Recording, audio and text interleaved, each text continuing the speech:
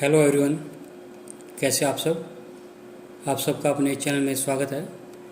आज मैं आपको दो लघु कथाएं सुनाने जा रहा हूँ।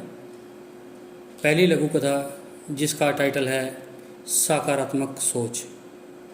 तो कथा कुछ इस प्रकार से है। एक बार की बात है, दो मित्र थे। वे किसी जूता बनाने वाली कंपनी में काम करते थे।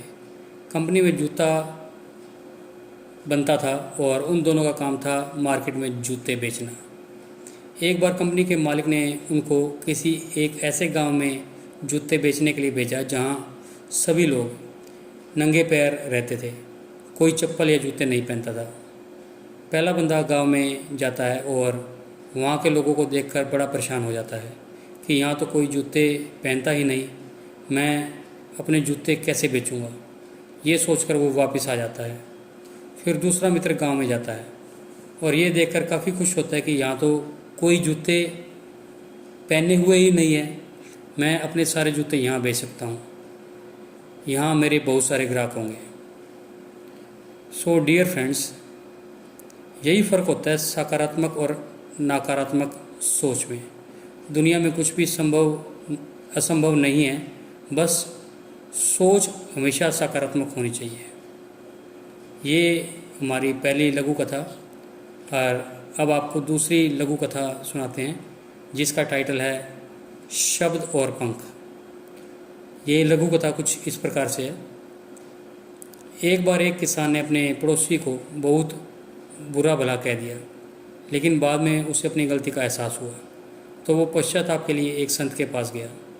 उसने जाकर संत से अपने शब्द वापस लेने का उपाय पूछा, ताकि उसने सोचा कि मैं अपने मन का बोझ कुछ हल्का कर सकूं। संत ने किसान से कहा कि एक काम करो, तुम जाकर कहीं से खूब सारे पंख इकट्ठा कर लो और उसके बाद उन पंखों को शहर के बीचों बीच जाकर बिखेर दो। किसान ने ऐसा ही किया।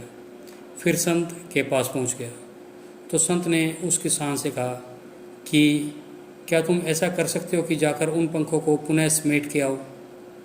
इस पर किसान वापस गया तो देखा कि हवा के कारण सारे पंख उड़ गए हैं और जो कुछ बचे हैं वो समेटे नहीं जा सकते।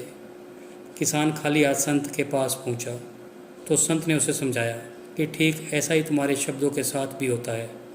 तुम बड़ी आसानी से किसी को कुछ भी बिना बोले समझे कह सकते हो, लेकिन एक बार कह देने के बाद वो शब्द वापस नहीं लिए जा सकते।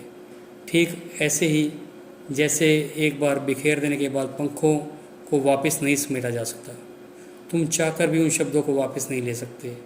इसलिए आज के बाद कभी भी किसी से कुछ कहने से पहले विचार कर कर बोलना चाहिए।